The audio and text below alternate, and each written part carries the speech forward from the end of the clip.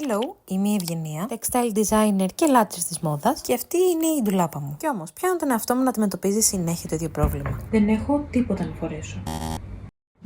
Έτσι αποφάσισα να ξεκινήσω αυτή τη σειρά με outfit ideas. Πάμε να σας δείξω ποια είναι τα κομμάτια που έχουμε να κάνουμε style σήμερα. Πρώτον, έχουμε αυτήν εδώ την μπλουζίτσα, την οποία δεν την έχω φορέσει σχεδόν ποτέ. Έχουμε αυτήν εδώ την καρό φούστα, την οποία η αλήθεια είναι ότι την έχω φορέσει αρκετές φορές, αλλά θα ήθελα να τη δω με έναν έτσι λίγο πιο διαφορετικό και ανανεωμένο τρόπο. Το κομμάτι, το οποίο το έχω κλέψει από την ντουλάπα του μπαμπά μου, πλέον έχει γίνει δικό μου, είναι αυτό εδώ το καρό καμισάκι. Λοιπόν, από μέσα έβαλα ένα μαύρο τοπάκι για να κάνει λίγο αντίθεση. Βάζουμε το καμισάκι.